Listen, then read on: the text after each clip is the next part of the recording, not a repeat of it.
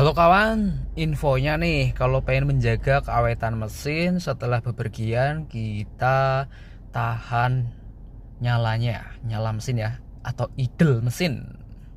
Coba kita lihat. Nah, posisi biar oli langsam ya, berputar di mesin. Setelah beberapa menit idle, baru kita matikan.